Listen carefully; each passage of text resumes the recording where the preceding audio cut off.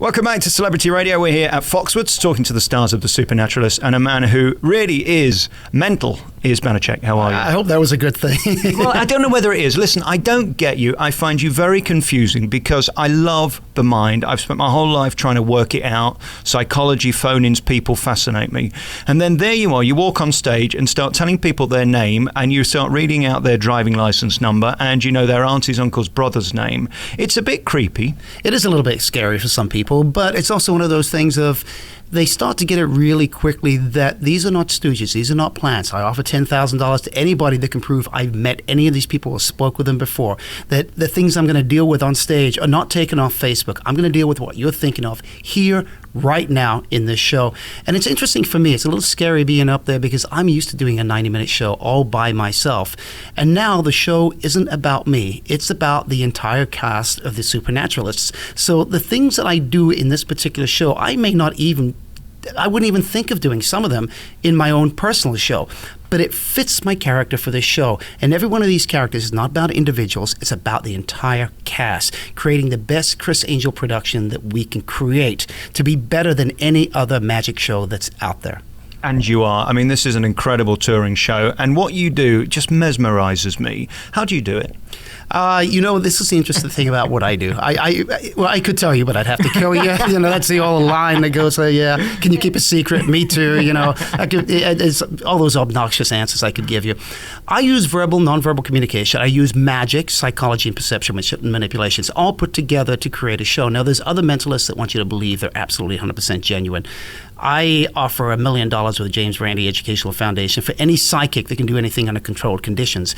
So if I'm offering that money, then I certainly can't be real. It's entertainment. Criss Angel does tricks with beautiful women. I do tricks with information. Now, a lot of mentalists will hate it when I say that and use the word trick in that same context. But even though I tell people that it's not real, they keep telling me, but it has to be. How could you do that? How could you know these things about people?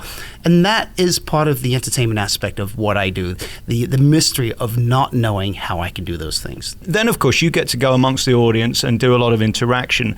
I guess in a place like Foxwoods or Vegas, you see all kinds of different things in the audience because they're not always paying attention. No, they're not. And sometimes I see things that I can actually use in my performance and make it seem like I'm reading minds. That rarely happens. Usually I have to work a lot harder at it to get that information out there. And going back to my little piece in there, it's really interesting what Criss has done with this show, and he has done with other variety show that he put on called Magic Jam back in the day. But here with Supernaturalists, the transitions are so seamless. And it's like my bit goes straight into the dog act, but it does it in such a seamless way that you don't even realize you're into that next bit until you're in there. You brought it up. I don't know. Can we talk about that bit? Because I don't want to spoil it. It is one of the most brilliant bits of staging I've ever seen in any theatre in 20 years anywhere in the world. It's brilliant, that bit. Can we talk about it, or should we just leave it? I can talk about it in roundabout terms. Criss saw something years ago that had nothing to do with mentalism whatsoever. Now, I've known Criss for a long time. I've worked on all his TV shows with him as a producer or co-producer, and also co-producing this particular show. And he saw this thing.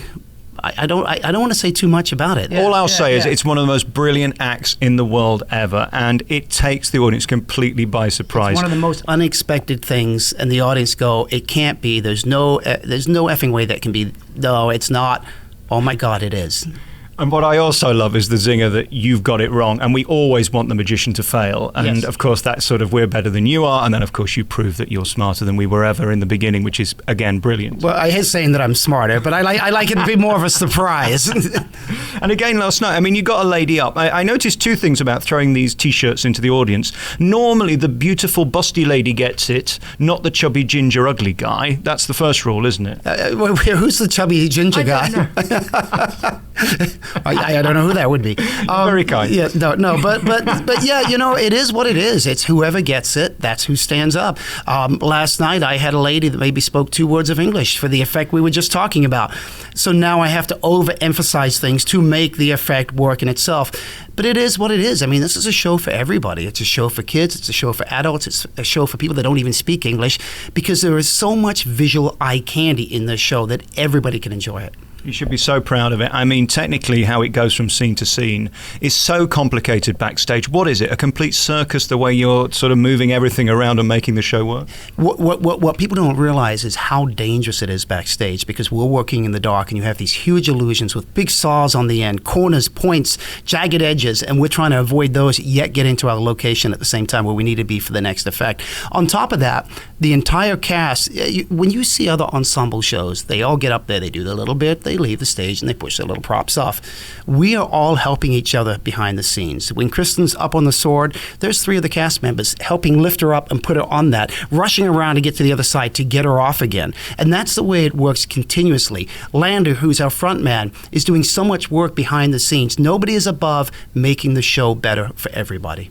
And that's the key to this show, is the speed and the fact that it doesn't stop for 5 minutes when you're getting ready for the next thing. I mean, that's what's remarkable about it. It's fast, there's a lot of fireworks, there's a lot of flames, and it moves. I have no discipline, so I could never be a magician, but if I could, it would be doing what you do, because I think what it is so magical for audiences and so brilliant, and all we ever want to be is part of the show, and that's really what you do, isn't it? Make everybody feel like they could be. Yeah, it is that, and that's why I'm really proud to be a part of this, because it is something that has never been created before, and I'm always fascinated. You know, that's the thing about magic, isn't it? When we do TV shows with Chris Angel, we do anything with Chris, it is one of those things of what can we do that nobody else has ever done before. And I think even with this show, you talk about magic shows being out there, nobody's ever done what we are doing. They've tried, they've gotten up to a certain point, but Chris has taken it and smashed it at that barrier and pushed way beyond that to where nobody has done this. This is magic history that we're talking about.